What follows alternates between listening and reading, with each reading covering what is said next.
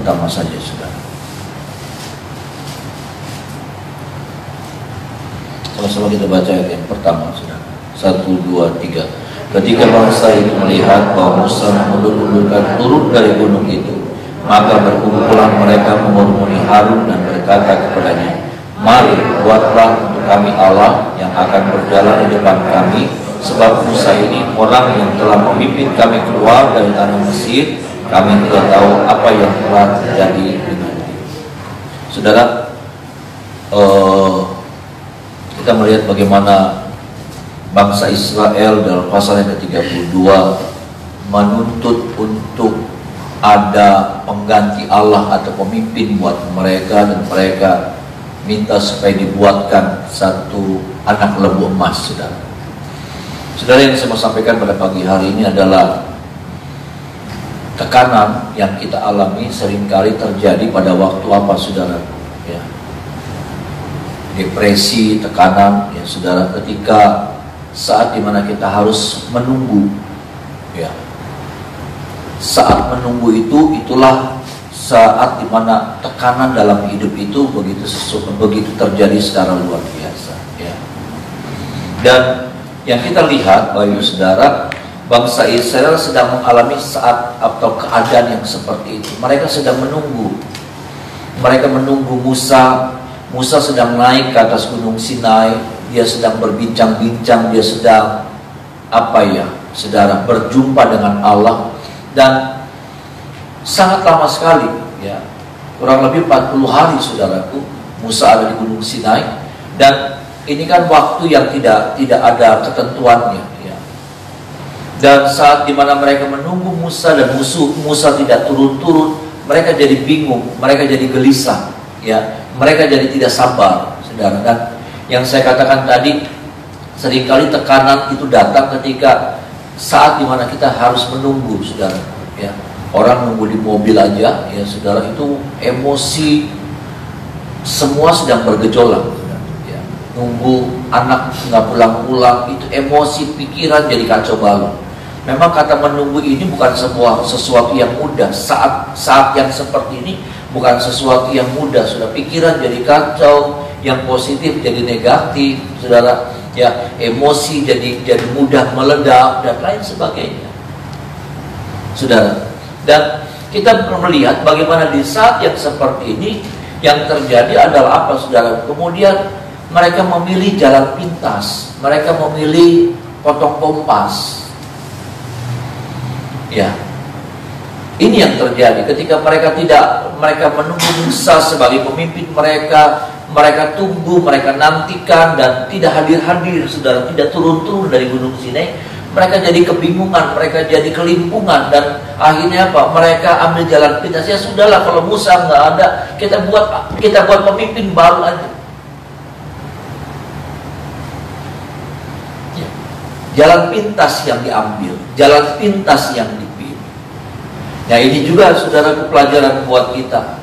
Ketika kita harus menunggu jawaban doa, ya, menunggu jawaban doa kita sudah berdoa, kita sudah memohon sama Tuhan, ada hal yang kita naikkan, ada hal yang kita minta sama Tuhan, lalu kemudian sepertinya jawaban doa itu belum datang-datang, saudara, belum dikabulkan buat kita. Yang seringkali terjadi adalah apa, saudara? Sama halnya, seringkali kita ambil jalan pintas. Ini, saudara, ya. Dan mungkin hari-hari ini keadaan yang sama sedang terjadi sama saudara, ya, dan kita yang hadir pada pagi hari ini. Ada satu doa yang sedang kita naikkan, ada satu permohonan yang kita sedang mintakan sama Tuhan. Tapi sampai hari ini mungkin setelah berminggu-minggu, setelah berbulan-bulan, saudaraku, mungkin bahkan sampai hitungan tahun, dan jawaban doa itu belum dikabulkan, belum terjadi, belum hadir di tengah-tengah kita, dalam hidup kita. Dan hari-hari ini mungkin kita sedang berpikir untuk ambil jalan pintas. Dia cuma bilang, nantikan Tuhan, karena Dia pasti tolong saudara dan saya. Amin, saudara. Nantikan Tuhan, karena Dia tidak pernah terlambat. Ada amin, saudara. Nantikan Tuhan. Ya sebagai hamba Tuhan, saya harus katakan nantikan Tuhan. Pertolongannya itu sempurna buat saya dan saudara. Jalan pintas yang kita ambil, jalan potong yang kita ambil, itu hanya akan mencelakakan. Itu hanya akan berakibat buruk dalam hidup kita. Kalau saudara melihat selanjutnya, orang-orang yang minta menuntut sama Musa untuk dihadirkan Allah baru di tengah-tengah mereka, mereka mati karena tulah.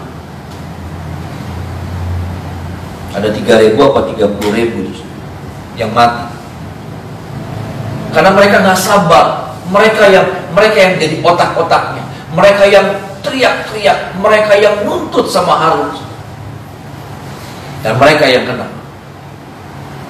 Mereka nggak sabar, mana Musa, mana Musa.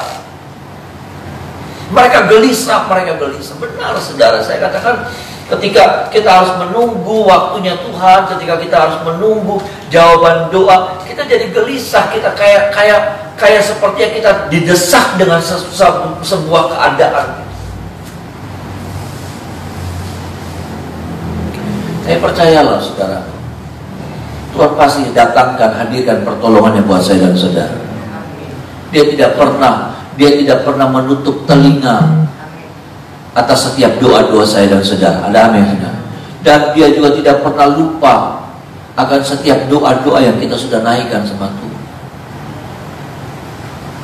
Pertolongannya pasti terjadi buat saya dan saudara. Jangan kita ambil sikap seperti ini. Jangan kita ambil jalan yang seperti ini. Ini sekali lagi saya katakan, hanya akan mencelakakan diri saya.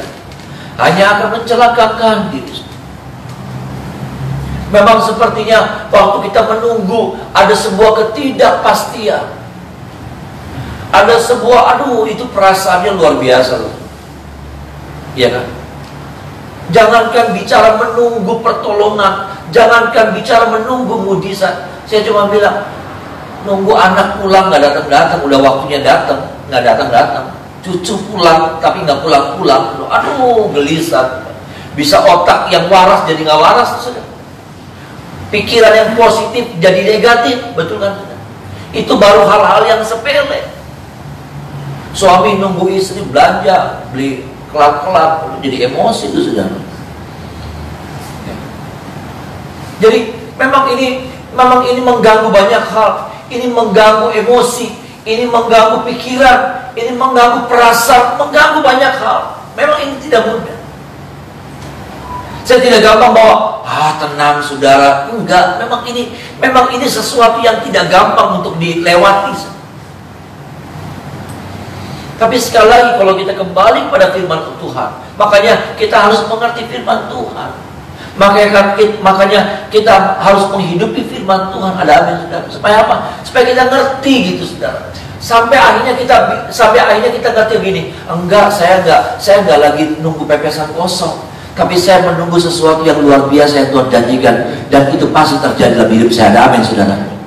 Kalau kita mengerti bahwa apa yang kita lakukan itu nggak sia-sia, nggak nol besar.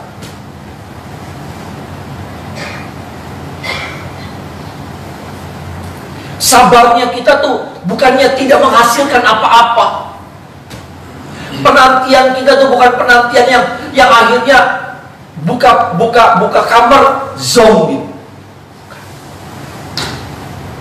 Dalam nama Yesus saya katakan ini sudah.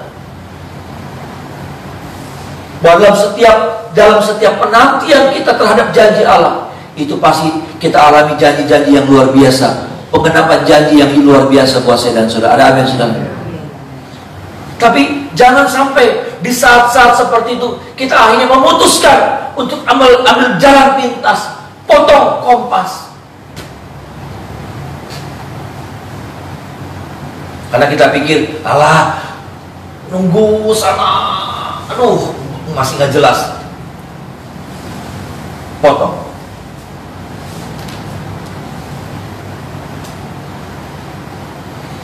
Saya cuma bilang begini, Tuhan kita itu Tuhan yang sempurna.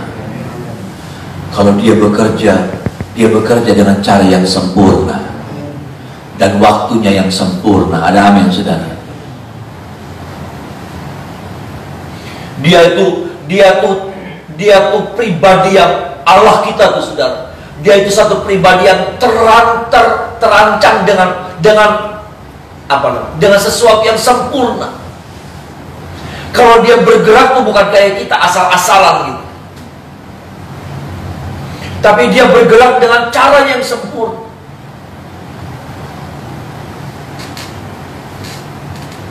Dan pasti hasilnya sempurna. Amin saudara. Sesuatu yang dirancang dengan sempurna, pasti hasilnya sempurna. Sesuatu yang dirancang, dipikir dengan asal-asalan, pasti hasilnya asal-asalan. Allah kita itu Allah yang sempurna, merancang segala sesuatu dengan sempurna. Kita lihat saja dari kitab Kejadian pasal pertama, bagaimana cara Allah menciptakan alam semesta raya ini saudara. Bagaimana dia menciptakan, saya melihat susunannya sempurna saudara.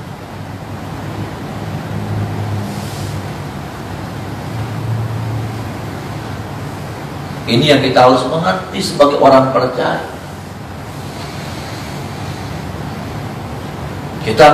Allah kita bukan kayak kita yang main hantem. Pas lagi pengennya blak. Nanti hasilnya kayak apa, di belakangnya kayak apa, yang penting blak.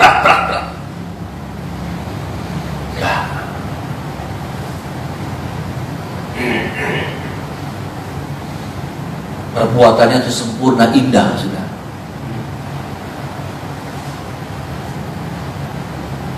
Dan kalau kita mau menanti janji Allah, maka kita harus ikut cara mainnya Allah. Kita harus ikut gayanya Allah. Ada amin saudara? Kayak saya, kalau saya kerja sama saudara atau saudara kerja sama orang, ya saudara harus ngikutin gaya permainannya dia. Saudara harus ngikuti ritmenya orang ini. Kalau saudara main slow, saudara kerja slow, lambat. Tapi ketika saudara ngadepin bos yang cepat kerjanya, ya saudara harus ngikutin. Saudara harus ngikutin iramanya, ritmenya saudara mesti ngikut.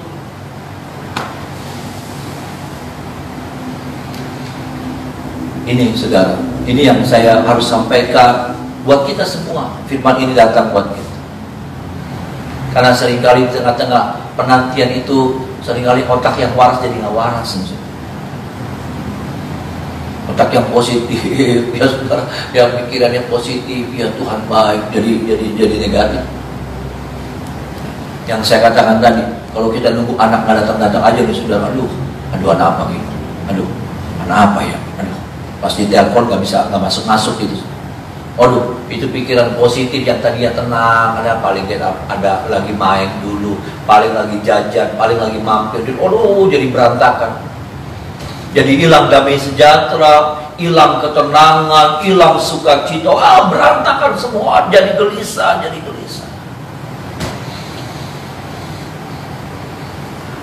Tuhan tolong kita saudara.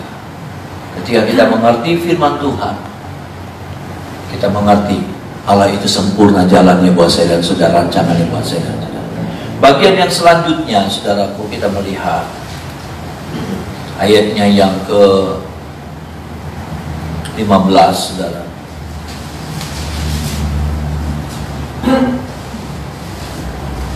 Sampai ayatnya yang ke-18. Ayat yang ke-15 sampai ayat yang ke-18. Sama-sama kita baca. 1, 2, 3. Setelah itu berpalinglah Musa lalu turun dari gunung dengan kedua loh hukum Allah dalam tangannya. Loh-loh yang bertulis pada kedua sisinya, bertulis sebelah menyebelah. Kedua loh itu ialah pekerjaan Allah, dan tulisan itu ialah tulisan Allah, ditukik pada loh-loh itu. Ketika Yosua mendengar suara bangsa itu bersorak-sorak, berkatalah ia kepada Musa, ada bunyi sorak peperangan kedengaran di perkemahan. Tetapi jawab Musa, bukan bunyi nyanyian kemenangan, bukan bunyi nyanyian kekalahan, bunyi orang menyanyi berbalas-balasan, itulah yang kudengar. Saudara, kita mau bahas tentang apa yang didengar sama Yosua dan apa yang didengar sama Musa. Ternyata apa yang didengar sama Yosua berbeda dengan apa yang didengar sama Musa. Maksud saya gini, bukan suaranya yang berbeda. Suaranya sama, tetapi responnya berbeda. Menilainya berbeda. Ya. Menilainya tuh, saudara, membacanya, oh ini suara apa ya gitu ya. Ya, menerkanya tuh saudara berbeda. Kalau saudara melihat, saudara Yosua ketika dia mendengar suara itu, dia bilang begini, ayat 17, ketika Yosua mendengar suara bangsa itu bersorak, berkatalah ia kepada, ada bunyi sorak peperangan kedengaran di perkemahan. Ya. Dia mendengarnya ada bunyi sorak peperangan gitu, saudara. Tapi Musa mendengarnya berbeda. Nah ini nih saudara yang kita mau lihat pada pagi hari ini. Apa yang kita dengar, hati-hati. Ya, jangan sampai kita salah menilai, menangkap. Ya. Suaranya sama, tapi cara kita menilainya itu saudara, itu yang berbeda. Ya, itu yang berbeda. Ada orang bum gitu saudara, anak-anak bum, duduk itu suara kita sampaikan kentut gitu saudara ya. Kayak gitu saudara. Ya. Bom, anak bom. Yang satu bilang, nah anak kamu itu ban pecah. Ya.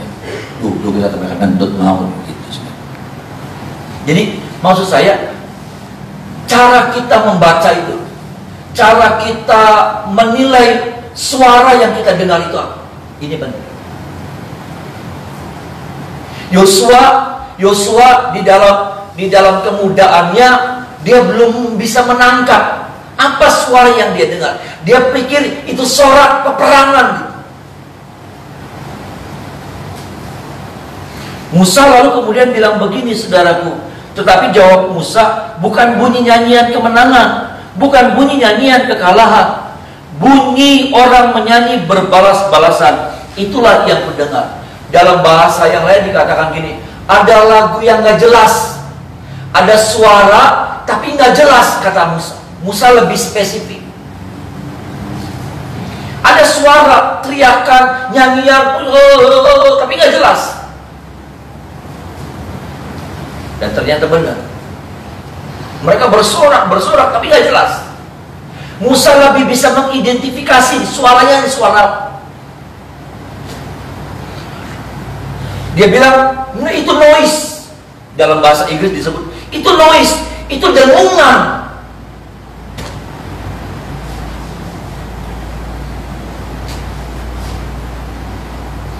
Yang saya mau sampaikan ini saudara, yang firman Tuhan mau ingatkan ini, ya, jangan sampai kita salah, ya, kita salah mendengar.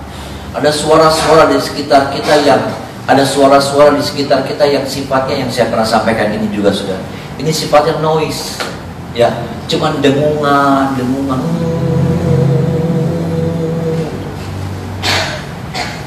Kualitasnya tuh kualitas noise.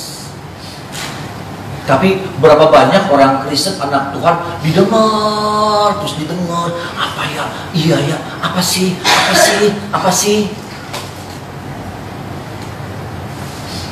Suara yang gak bermutu gak usah didengar. Ada amin saudara. Suara yang gak bermutu jangan didengar. Suara yang gak bermutu itu jangan diperhatikan. Tapi ada anak-anak Tuhan nih saudaraku yang kepo banget. Suara-suara yang kayak gitu diremut, terus dicari, terus dikejar terus. Sampai akhirnya apa? Ngerusak pikiran. Saudara kalau mendengar suara jangankan gitu, laler atau nyamuk. Ya saudara, nyamuk puyeng nggak? Berisik saudara, benar kan? Pak, memperang pipi dewe. Pak, nabok rai dewe. Kenapa? Karena kita terlalu peduli dengan suara-suara itu.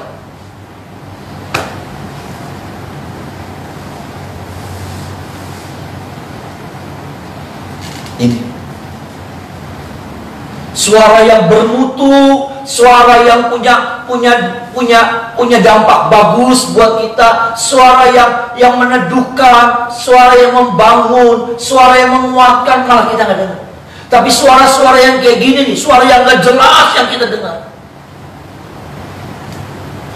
Makanya Musa kayak bilang begini, udah jangan dengerin Yosua, udah jangan, ini suara nggak jelas, nyanyiannya nyanyian nggak jelas, suaranya suara nggak jelas, ini noise, kamu nggak usah dengerin. Yosua masih bilang ini sorak peperangan, enggak, bukan.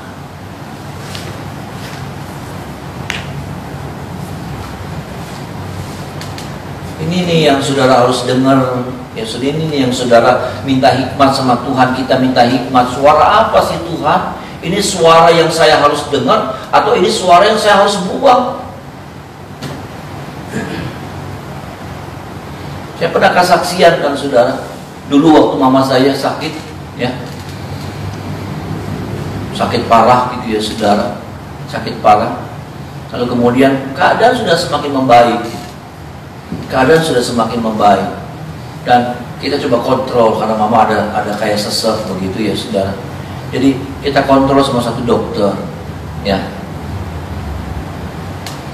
Sudah beberapa kali saudara sama dokter ini sudah beberapa kali nanganin mama saya.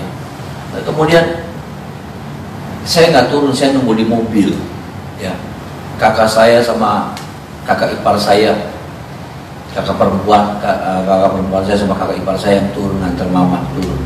Lalu waktu mereka naik ngarah menuju ke mobil, saya ngeliatin, kok muka mereka muka kusut gitu saudara. Muka mereka tuh muka kusut, ya. Di sini kan nggak ada muka kusut, muka licin gabe ya saudara. Ada sih muka ngantuk, nggak apa-apa saudara, ya. Nggak apa-apa. Iya, mukanya tuh muka kusut. Kenapa? Saya langsung baca, kenapa ya, ada apa ya? Lalu saya penasaran. Jadi waktu mereka masuk, mama sudah duduk, mereka udah duduk. Saya tanya, ada apa? Dokter bilang apa? Agak kediam, ada apa? Ya itu katanya. Ya udah susah sih ya, udah tua, omanya udah dokter tuh bilang begitu. Ya susah ya bu ya, oma kan udah tua. Kata-kata kayak gitu tuh, saudara bisa tangkap nggak sih? Udah susah, saudara mati gitu. Ya dong saudara. Kalau kita simpulkan kata-kata gitu kan gampang tuh saudara, ya kan? Ya sudah susah, maksudnya mau diobatin juga udah nggak ngefek, ya udah baik. Oh saya langsung maaf saudara, saya langsung bilang dalam nama Yesus enggak, mama sehat, mama diberkati dengan kesehatan dari Tuhan, dan mama saya masih hidup berapa tahun lagi. Ini nih yang saya mau bilang saudara. Ada orang-orang yang ngomong di telinga saudara hari-hari ini. Ada suara-suara yang lagi ngomong nih di telinga saudara. Maaf, hati-hati. Saudara harus bisa mengidentifikasi itu suara voice atau suara noise. Itu suara dengungan yang saudara nggak boleh dengar, atau suara voice yang saudara harus dengar. Kadang-kala suara dengungan saudara dengar, masukin di pikiran, masukin di hati, jadi lemah, jadi hilang sukacita, jadi hilang damai sejahtera, jadi hilang kebahagiaan, jadi hilang pengharapan. Kenapa? Karena kita nggak bisa memilah-milih. KBKB dimasukin, sampai rusak pikirannya, rusak perasaannya, rusak hidupnya. Benar sudah. Kalau waktu itu saya juga hancur hati saya. Iya, mama udah tua. Mama kalau nggak salah masih hidup 10 tahunan lagi.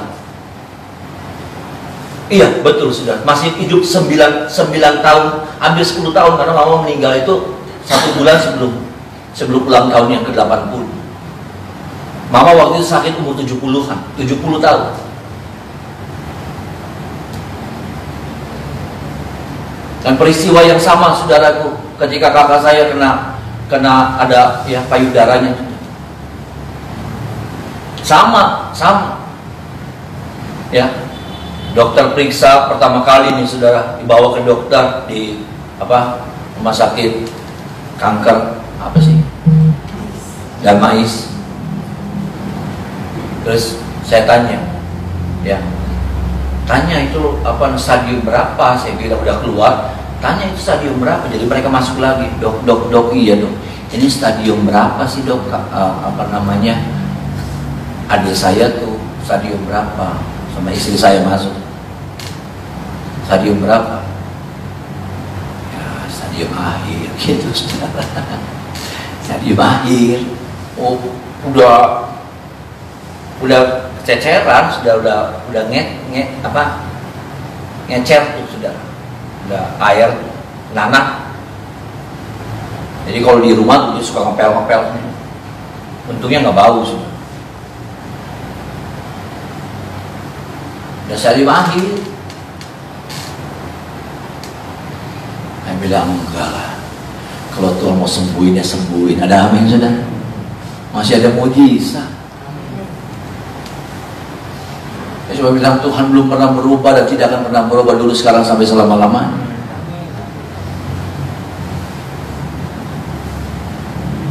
Mungkin yang ngomong di telinga kita ini orang jago. Mungkin orang yang ngomong di telinga itu tuh orang hebat, orang yang diahlinya gitu di bidangnya. Tapi maaf saudara, kita punya Tuhan. Kita punya Tuhan yang hebat, yang lebih besar dari apapun juga. Dia yang penentu hidup saya dan saudara. Ada amin saudara. Dia yang menjadi penentu masa depan kita. Kalau orang bilang sama kita, kamu udah gak punya masa depan, oh dia yang pegang masa depan kita. Ada amin saudara. Dia yang pegang hidup kita. Ini aja yang saya harus sampaikan, supaya saudara ngerti. Karena hari-hari ini berita-berita yang sedang beredar adalah berita yang menakutkan, berita yang mengintimidasi, berita yang bikin hilang sukacita, berita yang bikin hilang damai sejahtera. Aduh, rusak pikiran. Pilih mana yang saudara harus bisa dengar, mana yang harus saudara dengar, mana yang saudara harus buang dalam nama Yesus.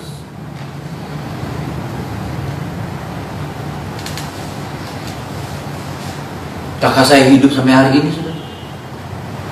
Kakak saya Esther perempuan hidup sampai hari ini sehat walafiat. Waktu dipotong, waktu diambil itu tumornya, ternyata itu tumor 6 kilo. 2 bayi 3 kiloan kan, bayi 6 kilo. Waktu saya tanya sama dokter, dok, mulai kemo kapan? Ya, periksa setelah dioperasi, kontrol mulai kemonya kapan? Gak usah kemo, cuma tumor biasa, tumor jinak, udah tuntas. Tuhan kita hebat, ada amin saudara. Dokter yang sama itu saudara, dia bilang, makanya dia terheran-heran. Dokter yang sama dia bilang, stadium akhir. Itu bukan dokter yang berbeda, dokter yang sama.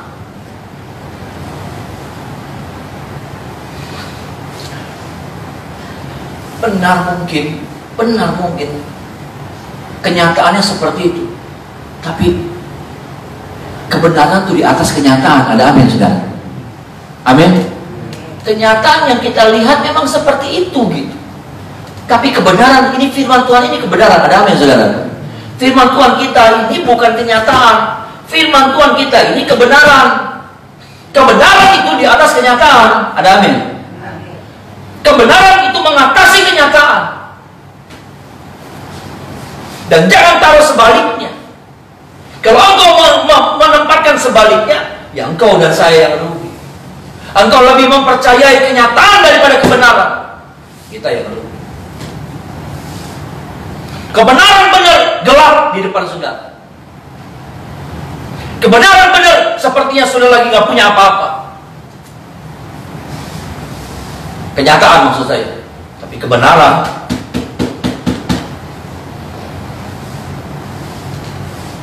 mengatakan kepada kita, rancangan Tuhan, rancangan damai sejahtera, bukan rancangan kecelakaan. Ada amin saudara. Mari kita imani ini. Mari kita mulai pilih-pilih suara-suara ini. Maaf saudara, hari-hari ini saya agak ngedengar, saya kalau dengar berita, lihat beritanya dari ini Beris, dari mana? Dari yang baca tuh, ya, detik.com, kompas.com. Kalau dengar dari berita TV itu sudah lebih ngeriin, ya. Pasien COVID hari ini bertambah 3.000. Aduh, saudara. Cirebon, saudara, hanya sekarang tinggal Kabupaten Bekasi dan Cirebon di Jawa Barat yang masih zona merah. Saudara. Aduh, kalau dengar tuh saudara, ya dengan intonasinya orang, kalau si orangnya, saudara kami mau memberitahu, cuma rada nyesek gitu saudara.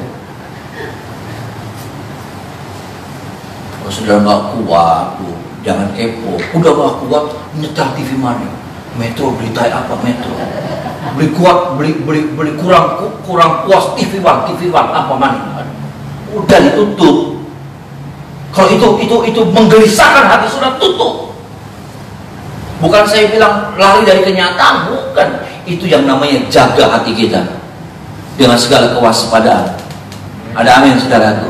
Baca firman, sehingga yang kau dengar bukan noise, tapi voice, suaranya Allah yang kita dengar, firman.